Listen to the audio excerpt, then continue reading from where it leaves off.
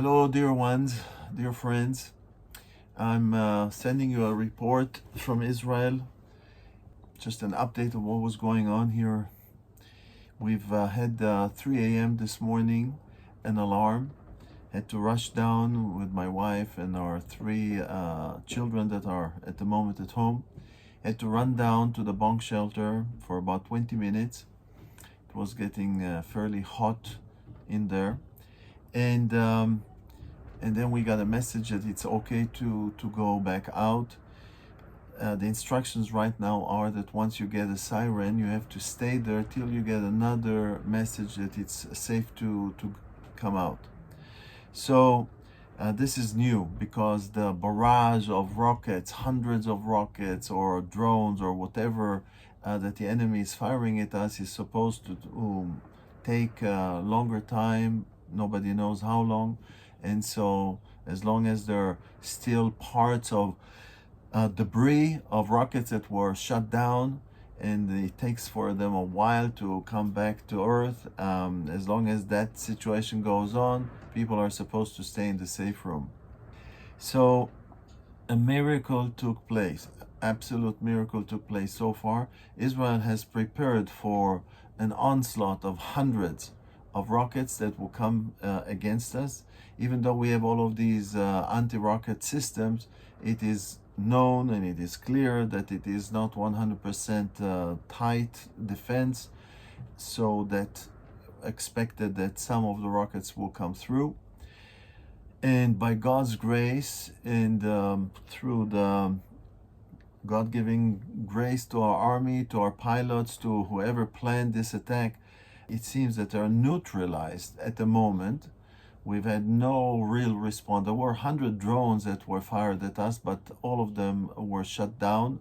None of them has arrived, reached us. So that's another miracle. And as you probably hear on the news, the whole echelon of the main leadership of the Iranian army was eliminated, and bombardment are continuing now as I'm sending out this report. Amazing work that was done again by the Mossad, planting drones inside Iran that attacked their sites, their anti-air force defense, and so on and so forth. So it's really, really amazing.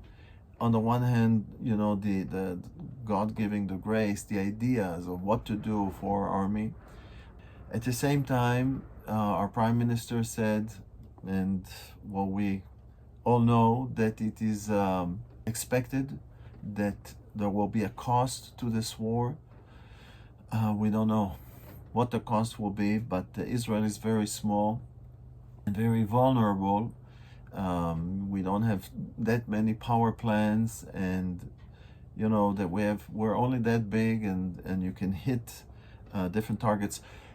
Airplanes have been sent out of Israel, not just foreign airplanes, but our airplanes, civil airplanes, were sent out to Cyprus, so that there is less damage if a rocket does hit the airport. Hospitals have gone down to the underground parking lots, which have turned now into active hospitals. Patients that can be sent home were sent home. Schools are shut down. This is the time of the final exams of the 12th graders before they go into the army, and it's all stopped now, and many are being called into the army at this moment.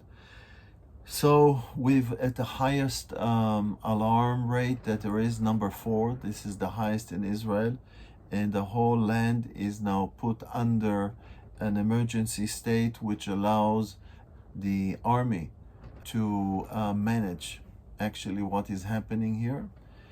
And eventually also this state of emergency that is officially called will involve a lot of compensation also to businesses and so forth.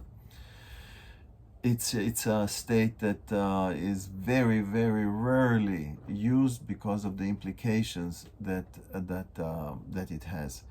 Anyways, thank you for your prayers.